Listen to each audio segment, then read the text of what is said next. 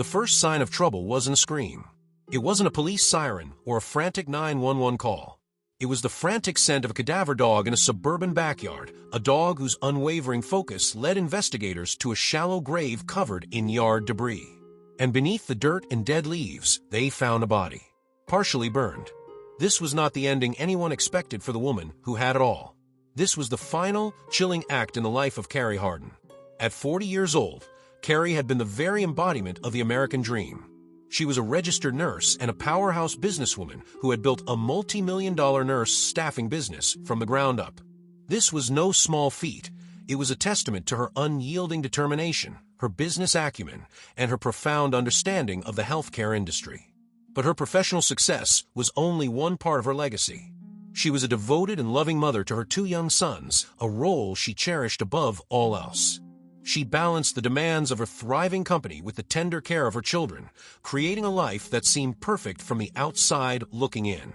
Her friends and family spoke of her with a reverent fondness, often sharing stories that painted a picture of a woman whose generosity knew no bounds.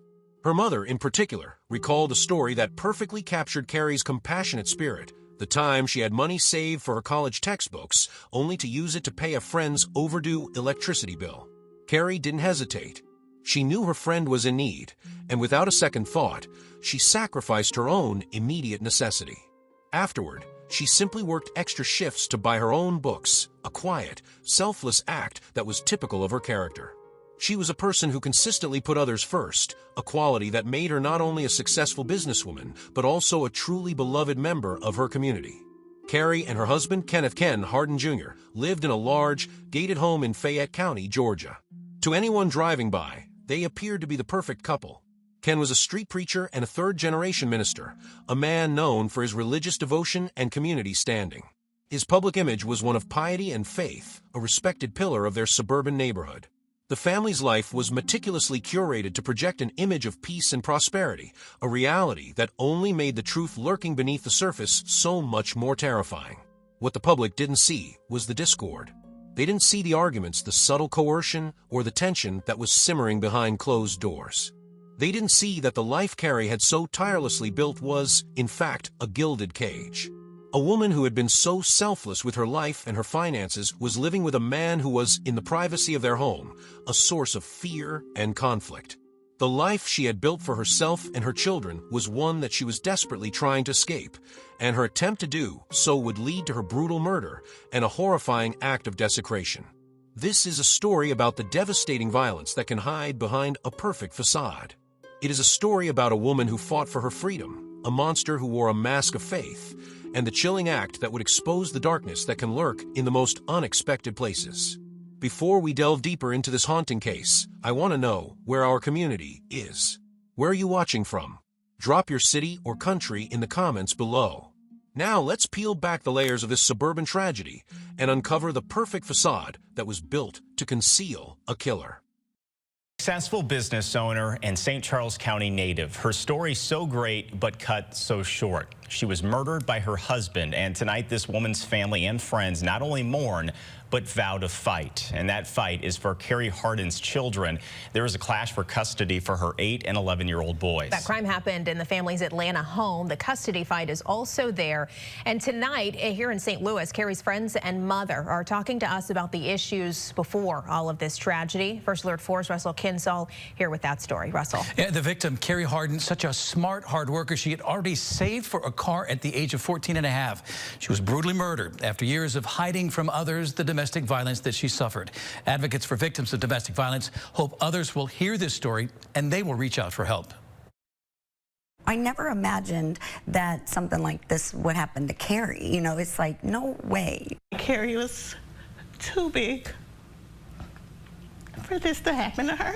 The story of Carrie and Ken Hardin was, from a distance, a story of perfect harmony. A registered nurse and a minister, a businesswoman and a man of faith. They were a testament to the belief that hard work and devotion could lead to a life of abundance, not just in material wealth, but in spiritual fulfillment. But as investigators began to peel back the layers of this picture-perfect life, they found something deeply unsettling. The beautiful, peaceful image was just that, an image. It was a meticulously crafted facade, built to hide a reality fraught with discord and a darkness no one on the outside could have possibly imagined. At the center of it all was Carrie Hardin, a woman whose life was a testament to her profound capacity for both care and ambition. Her career was more than just a job, it was an extension of her identity. Starting out as a registered nurse, she had an intimate understanding of the healthcare system, its needs, and its challenges. It was this expertise that she leveraged to build her business, a multi-million-dollar nurse staffing company that served a vital purpose within the medical community. The hours were long, the work was demanding, and the responsibility was immense, but Carrie thrived on it. She was an entrepreneur in every sense of the word, a testament to her resilience and her drive to create something of her own. Her company was not just a source of income, it was a source of pride, a reflection of her dedication to both her professional craft and her desire to build a secure future for her family. Yet, for all her professional success, Carrie's true life's work was her family.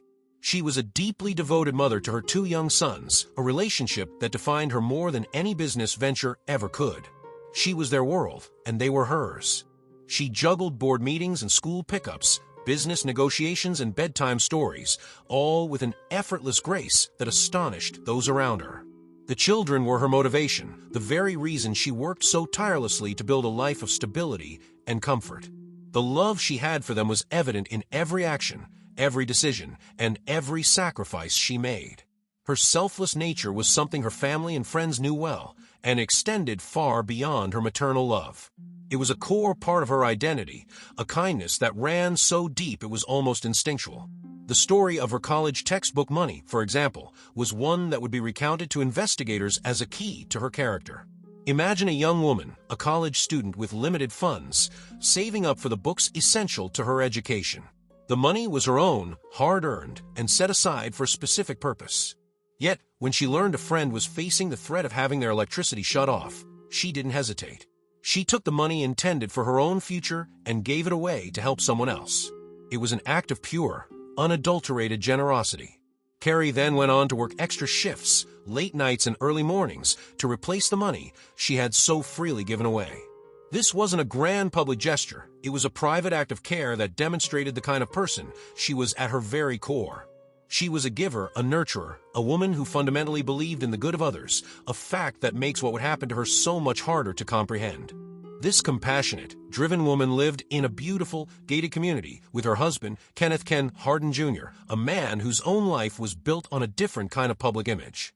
Ken was a third-generation minister and a well-known street preacher. His life, at least to the world, was a testament to his religious devotion. He was respected and admired for his faith, a man whose very presence seemed to radiate peace and a deep-seated spiritual authority. He was the kind of person who seemed to embody the very values he preached, a pillar of the community who was looked up to and trusted. Their life together, with their shared home and children, appeared to be the perfect union of business success and spiritual righteousness. However, behind the large gates and the meticulously manicured lawn of their home, a completely different reality was taking hold. The public displays of piety were a performance, and the harmony they projected was a carefully constructed fiction. As investigators would later learn from those close to Carrie, the couple's relationship was fraught with tension. It was a marriage that had, over time, soured into an unhappy and possibly dangerous domestic situation. The man who preached love and forgiveness on the streets was, in the privacy of his own home, a source of fear and conflict. The woman who had built an empire with her own 2 hands was living with a man who was, in a quiet and insidious way, tearing down her sense of safety and security. This slow-burning conflict was a stark contrast to the perfect life they presented to the world. It was a double life, lived in 2 separate and distinct realities. One was the public facade of a successful, devout family. The other was the private reality of a woman trapped in a marriage that had become a source of profound unhappiness and potential danger.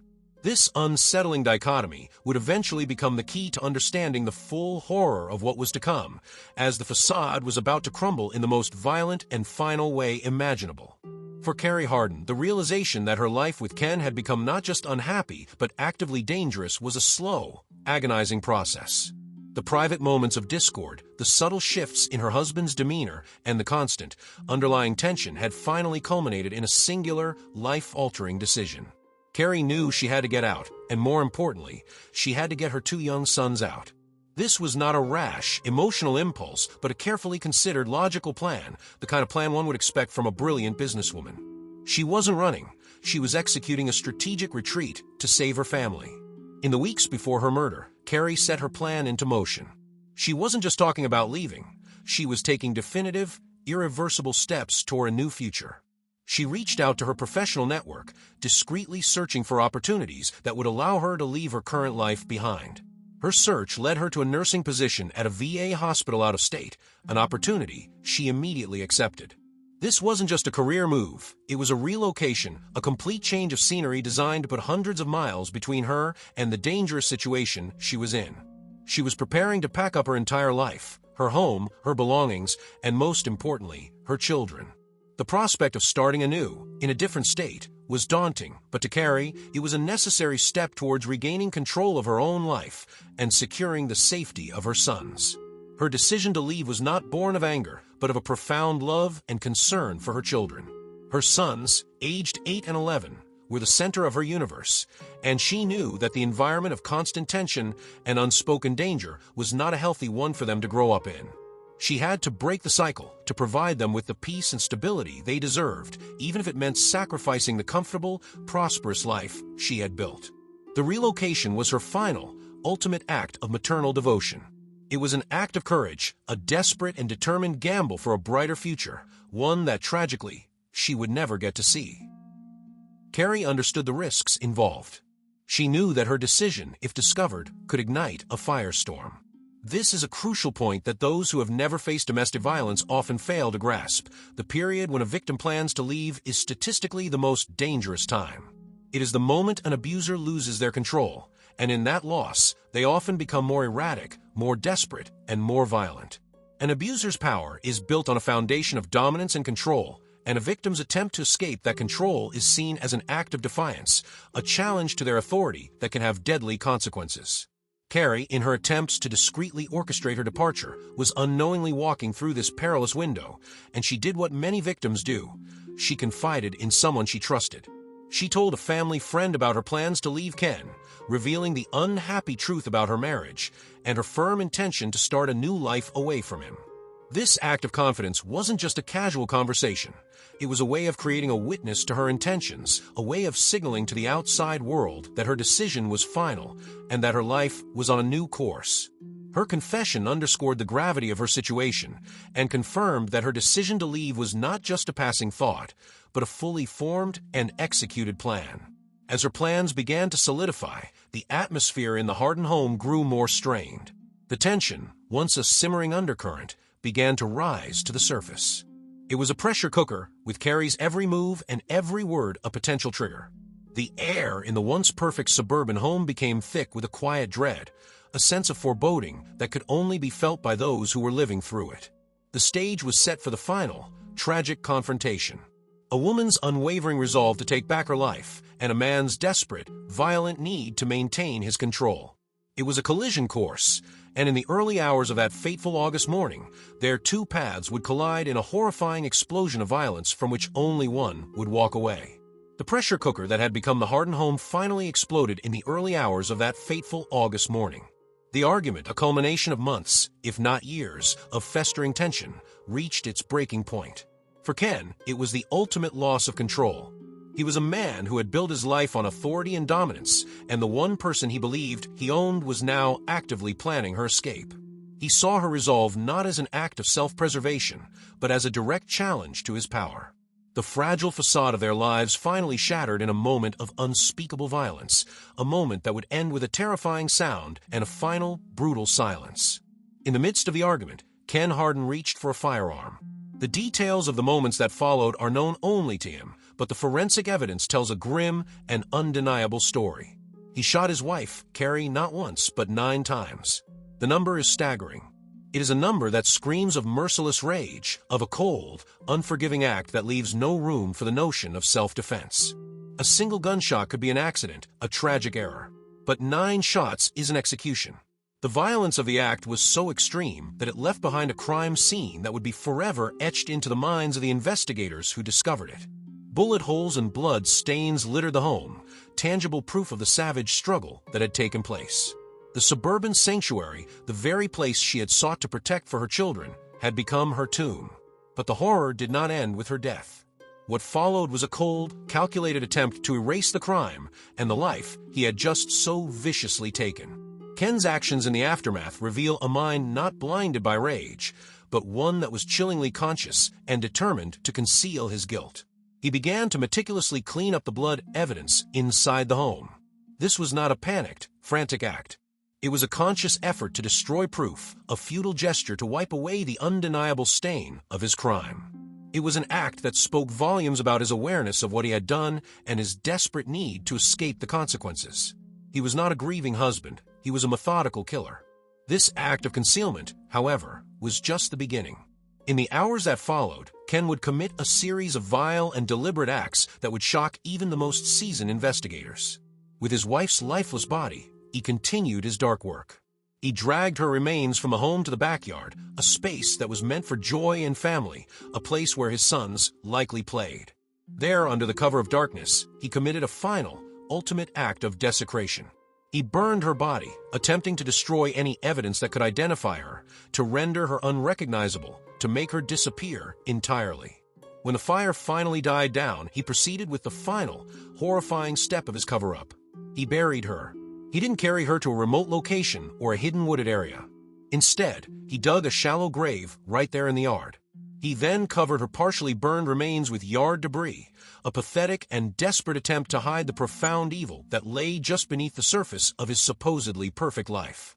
The act was as chilling as it was calculated, a final, cruel gesture to a woman who had spent her life giving everything to others. His efforts were, in the end, futile. The truth, like a persistent weed, refused to stay buried. Law enforcement, with the help of a highly trained cadaver dog, arrived on the scene. The dog's unwavering focus led them to the exact spot in the backyard, to the shallow grave that held Carrie's partially burned body. The discovery was a horrific confirmation of the gravity of the crime and the extent to which Ken had gone to destroy all evidence. The peaceful suburban home was now an official crime scene, and the man who had preached on the streets was now a fugitive. After committing the most heinous of crimes and failing to conceal his monstrous acts, Kenneth Hardin Jr., his only remaining option was to flee. With the weight of his guilt pressing down on him, he drove approximately 450 miles away from the scene of the crime, a desperate and pathetic journey that would ultimately prove to be futile. His flight from justice was not a well-thought-out escape plan, but a panicked, aimless dash.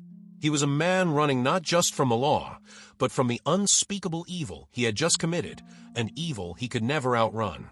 But before he disappeared entirely, he made one final, crucial phone call. He called his father, a man he had looked up to his entire life, a man who, like him, was a minister. In a moment of raw desperation, Kenneth confessed to the murder. He admitted to killing his wife, leaving his father with the chilling weight of that truth and a final request to call the police on his behalf. Faced with an impossible moral dilemma, Ken's father made a courageous and agonizing decision. He chose justice over family. His call set the wheels of the law into motion, providing the vital information that led police to track his son's movements. The manhunt was swift and decisive. Investigators used the information provided by Ken's father to track him across state lines. His desperate flight came to an abrupt end at a motel in Covington, Louisiana. There he was met not by a friendly face or a new start, but by a SWAT team. His final moments of freedom were cut short as law enforcement, with the assistance of Louisiana authorities, closed in and took him into custody. The street preacher, the third-generation minister, was now a convicted murderer and a captured fugitive, his once pristine reputation shattered forever. Back in Fayette County, Georgia, the court proceedings were equally decisive. In June 2025, Kenneth Hardin Jr. appeared in court and, faced with overwhelming evidence and the undeniable truth of his confession, chose to plead guilty. His plea was not a sign of remorse, but a calculated move to avoid a long, drawn-out trial. He pleaded guilty to all charges: felony murder, concealing a death, and possession of a firearm during the commission of a crime. For the murder of his wife, he was sentenced to life in prison without the possibility of parole, ensuring he would never see a day of freedom again. As further punishment for his heinous acts, he also received a 10-year concurrent sentence for concealing a death and a 5-year consecutive sentence for the firearm charge, cementing his fate. The trial, though shortened by his guilty plea, was marked by deeply emotional testimony that revealed the true motive behind the murder. The court heard from Sergeant Tuela Wilson, who testified that Hardin had confessed to police that he killed Carrie after learning she intended to leave him and take their children. This revelation shattered any lingering questions about why a man would commit such a vile act. It was about power, control, and a violent rage triggered by his wife's brave decision to leave. During the sentencing, the court heard from those whose lives had been irrevocably shattered. Speaking via a webcam, Carrie's mother, Yvonne Smith, delivered a heart-wrenching impact statement that brought the true cost of the crime into sharp focus. "This is a trauma they will not get over," Smith said, her voice filled with a mother's profound grief. "It is a profound injury to our whole family." She spoke of the lifelong pain inflicted on her grandsons, who would now be forced to navigate a future without the loving guidance of their mother. The court also heard from Ken's own father, who, in a powerful moment, described his shock and profound distress at his son's confession. As Judge Kruziger handed down the life sentence, his final remarks to Hardin left no room for ambiguity. "The mercy he was asking for is the mercy he should have shown his wife," the judge stated, his words cutting to the core of the defendant's hypocrisy. District Attorney Marie Broder concluded the proceedings, saying that while nothing could bring Carrie back to her sons, she was proud of her office's efforts to bring some measure of justice to her family and dignity to her legacy. Hardin's conviction delivered justice, but as was clear from the testimonies, the true impact of this tragedy on those left behind would last a lifetime. The tragic case of Carrie Hardin, while now closed in a court of law, remains an open wound in the lives of her family and a chilling lesson for us all. Her story is a powerful reminder that domestic violence does not discriminate. It is a societal illness that can be found in any home, regardless of how prosperous, how religious, or how perfect it may appear from the outside. Carrie's life, a testament to her giving nature and resilience, was cut short not by a stranger, but by a man who had preached love and devotion to the world, all while harboring a profound darkness within. The facts of this case, laid bare in the courtroom, provide us with a series of urgent and painful lessons. First and foremost, Carrie's story confirms the perilous reality of the dangerous window, the period when a victim makes the courageous decision to leave an abusive relationship. The court heard from Sergeant Tuela Wilson that Kenneth Hardin Jr. himself admitted he killed Carrie after learning of her plan to leave. This chilling confession proves that the act of a victim taking back control can trigger a violent and deadly response from an abuser. This underscores the critical need for proactive support services, confidential hotlines, and safe housing options, all of which are vital lifelines for those trapped in dangerous situations. The case also highlights the crucial role of community awareness. While Carrie had confided in a family friend, her suffering was largely hidden behind the facade of a perfect family.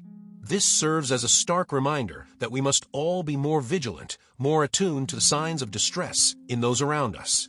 Friends, family, and neighbors are often the first line of defense, and fostering a culture of open dialogue and encouraging people to speak out can help save lives.